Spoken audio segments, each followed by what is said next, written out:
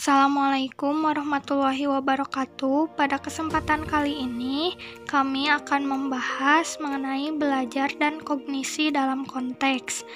Anggota kelompok kami yaitu Citra Resmi Rahayu dengan NIM 2100616 dan Riani Wardah dengan NIM 2103241.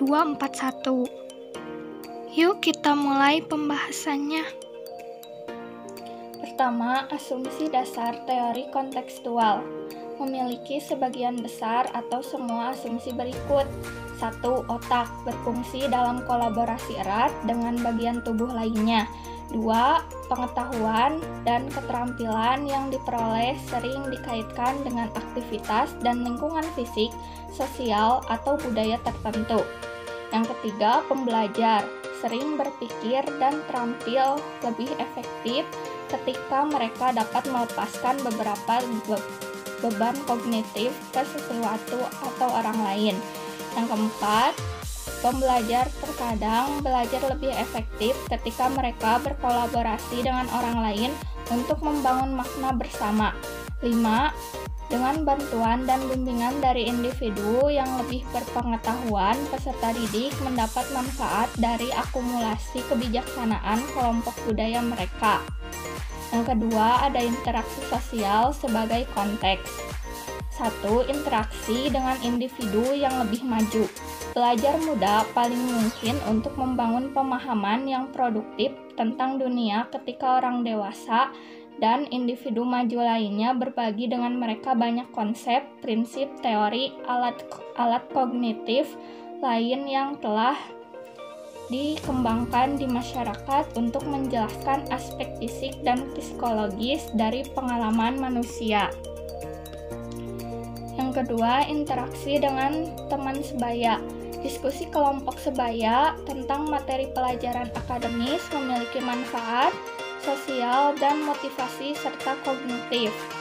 Yang ketiga, menciptakan komunikasi belajar dengan mengingat manfaat dialog siswa dengan tujuan mempromosikan konstruksi makna sosial. Beberapa psikolog dan pendidik telah menyarankan agar membuat komunitas peserta didik di mana guru dan siswa berkolaborasi untuk membangun kumpulan pengetahuan tentang suatu topik dan membantu satu sama lain mempelajarinya. Yang ketiga, budaya sebagai konteks. Melalui budaya, kelompok sosial manusia memastikan bahwa setiap generasi baru memperoleh dan mengambil manfaat dari kebijaksanaan yang telah dikumpulkan oleh generasi sebelumnya. 1. Skema, naskah, dan pandangan dunia sebagai aspek budaya. Seperti yang disarankan oleh psikolog kognitif, peserta didik yang sedang berkembang dapat memanfaatkan pengalaman mereka untuk membangun skema dan skrip pemahaman umum. 2. Komunitas praktik sebagai aspek budaya. Setiap kelompok budaya tidak hanya menyampaikan cara-cara tertentu dalam menafsirkan dunia, tetapi juga cara-cara tertentu dalam melakukan sesuatu. Dengan kata lain, budaya yang berbeda mengajarkan jenis-jenis yang berbeda. Pembahasan keempat mengenai masyarakat sebagai konteks. Masyarakat adalah kelompok sosial yang sangat besar dan bertahan lama yang memiliki struktur sosial dan ekonomi yang cukup eksplisit, serta lembaga dan kegiatan yang kolektif. Suatu masyarakat dapat mempengaruhi pembelajaran anggotanya dalam berbagai cara, termasuk melalui sumber daya yang disediakannya, aktivitas yang didukungnya, dan pesan umum yang dikomunikasikannya. Yang pertama adalah aktivitas otentik. Aktivitas otentik adalah aktivitas yang serupa atau identik dengan aktivitas yang pada akhirnya akan ditemui siswa di dunia luar. Kegiatan tersebut dapat memiliki beberapa manfaat. Lalu yang kelima adalah teknologi digital sebagai konteks. Yang pertama, teknologi dalam pembelajaran dan pengajaran. Ketika pembelajaran berlangsung di lingkungan elektronik, itu disebut dengan e-learning. Banyak buku pelajaran yang mengambil bentuk digital pada hari ini. Buku teks digital mungkin tidak hanya mencakup teks dan grafik tradisional, tetapi juga video, rekaman audio, latihan-latihan, dan tautan ke entry glosarium. Lalu yang kedua adalah mempromosikan literasi teknologi. Pengguna teknologi digital dan internet membutuhkan pengetahuan dan keterampilan tertentu yang secara kolektif dikenal sebagai literasi teknologi. Literasi informasi adalah pengetahuan dan keterampilan terkait dengan menemukan, menggunakan, mengevaluasi, mengatur, dan menyajikan informasi yang diperoleh dari berbagai sumber.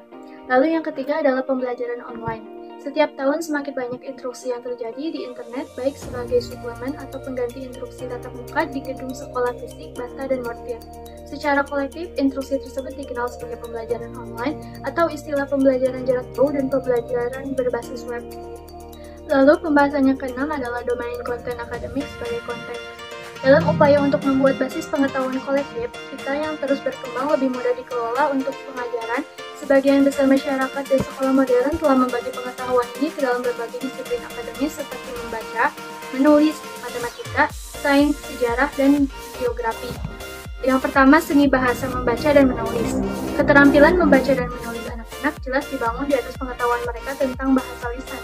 Tetapi di samping itu, anak-anak harus mempelajari hubungan antara bagaimana kata-kata terdengar dan dihasilkan dalam ucapan. Di satu sisi lain juga, bagaimana mereka terlihat dan ditulis di atas kertas. Di sisi lain, anak-anak juga harus menguasai nuansa sistem simbol tertulis dan tidak memiliki padanan dalam bahasa lisan, seperti tanda baca dan penggunaan huruf besar dan kecil yang tepat.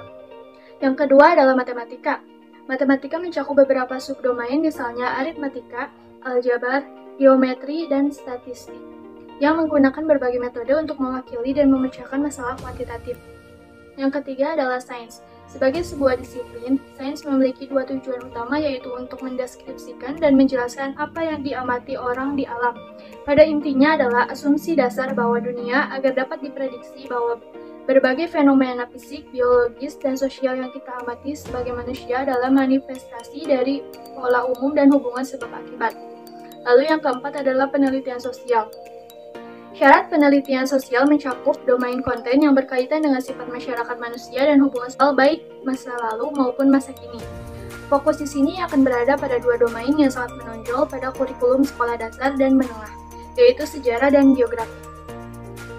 Pada intinya, sejarah sangat butuh pengetahuan yang ditransmisikan secara sosial budaya, dan disiplin geografi adalah prihatin tidak hanya dengan di mana berbagai fitur alam dan kelompok budaya berada, tetapi juga dengan mengapa dan bagaimana mereka sampai di sana.